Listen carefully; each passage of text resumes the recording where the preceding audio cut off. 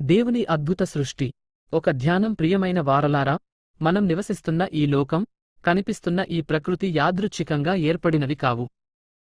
దీని వెనుక ఒక మహోన్నతమైన శక్తి, ఒక గొప్ప ప్రణాళిక ఉంది.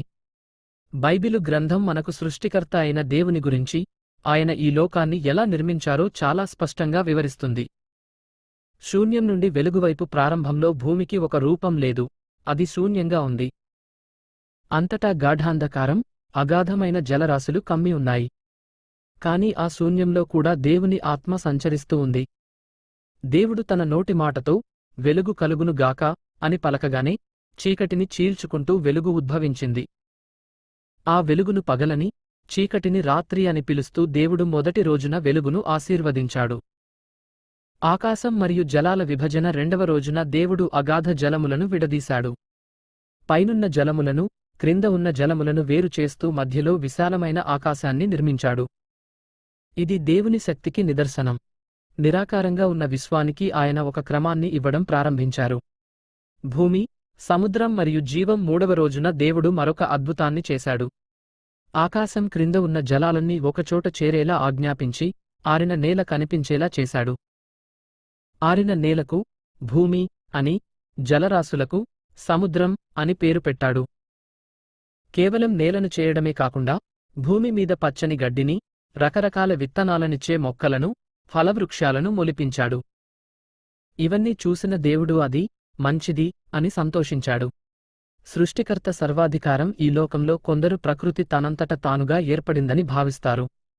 కాని సత్యం ఏమిటంటే, ఈ విశాల విశ్వం దేవుని అద్భుత శిల్పం. ఆయన సృష్టిలో ఒక భాగం కాదు, ఆయనే సృష్టికర్త. ఈ సృష్టి క్రమం ద్వారా మనం 3 ముఖ్యమైన సత్యాలను గ్రహించవచ్చు. దేవుడు అద్వితీయుడు, ఆయన ఒక్కడే సమస్తాన్ని నిర్మించినవాడు.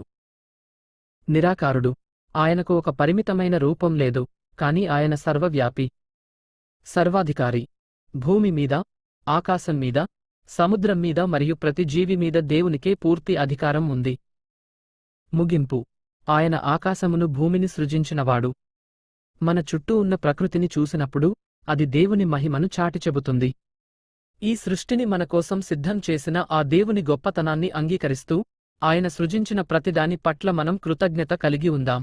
ప్రార్థన. మహోన్నతుడైన మా పరలోకపు తండ్రి, ఆదియందు శూన్యంగా ఉన్న ఈ లోకాన్ని మీ శక్తివంతమైన మాట ద్వారా సృజించినందుకు మీకు వందనాలు.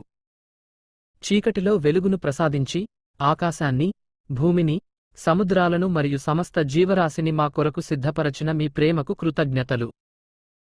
ప్రభువా, మీరే సృష్టికర్త అని, ఈ సృష్టిపై మీకే సర్వాధికారం ఉందని మేము నమ్ముచున్నాము. మీ అద్భుతమైన సృష్టిని చూసి మిమ్మల్ని స్తుతించే హృదయాన్ని మాకు ప్రసాదించండి. మా జీవితాలను కూడా మీ చిత్తానుసారంగా నడిపించి, మీ మహిమ కొరకు మమ్మల్ని వాడుకొమ్మని వేడుకుంటున్నాము. ఈ ప్రార్థన మా ప్రభువైన యేసుక్రీస్తు నామములో అడుగుచున్నాము తండ్రి. ఆమేన్.